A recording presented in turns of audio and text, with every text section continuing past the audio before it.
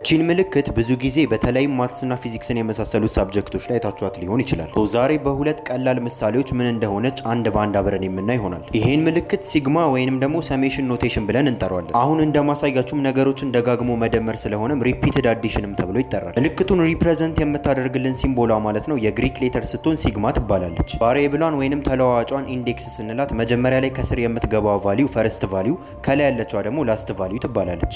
በቀላሉ የምናረገውን ስነግራችሁ ከስር ካለችዋ ማለትም ፈርስት ቫልዩ ካልኳችሁ ጀምሮ እስከ ላይኛው ቫልዩ ድረስ ፎርሙላ ውስጥ እየከተትን የመጡልንን ሪዛልቶች አንድ ላይ መደመር ነው ማለት። ለምሳሌ በእኛ ኬስ ከስር ያለችዋ ቁጥር 1 ናት፣ ከላይ ያለችዋ ደግሞ 4 ናት። ስለዚህ ከ1 እስከ 4 በኤን ቦታ ፎርሙላ ውስጥ እየከተትን በአንድም በሁለትም በሶስትም በአራትም እንሰራለን ማለት። ከዛም ከ1 እስከ 4 አስገብተን ከሰራን በኋላ 2 5 10 እና 17 በተከታታይ የሚመጣልን ይሆናል። ከዛም ቀጥታ የነሱን ድምር ማለትም ሰማቸውን ወሰድን ማለት። ስለዚህ 34ን እናገኛለን። ሰሜሽኑ ሪፕሬዘንት የሚያደርግልን ይሄንን ቫልዩ ይሆናል ማለት ነው። እዛው ጋር አንድ ሌላ ተመሳሳይ ምሳሌ ሲሰጣችሁ ቅድም ባልኳችሁ መሰረት ከስር የምትጻፈውን ቁጥር ፈርስት ቫልዩ የምንላትም ማለት ነው ሎወር ሊሚትም ተብላ ትጠራለች። ከላይ የሚጻፈው ደግሞ አፐር ሊሚትም ተብሎ ይጠራል። ስለዚህ ለምሳሌ ከስር ወደ ላይ ስንሄድ በእኛ ኬዝ ቫልዩዋችን ከ3 ተነስቶ እስከ 5 ስለሚሄድ ፎርሙላችን ውስጥ 3ን 4ን ከዛ የመጨረሻ ቫልዩአችንን 5ን ከተን እንሞክራለን ማለት ነው። ከዛም ማየት እንደምትችሉት የተሰጠን አርጊውመንት ወይንም ደግሞ የምንሰራበት ፎርሙላ ደግሞ አይ ስኩዌር ነው።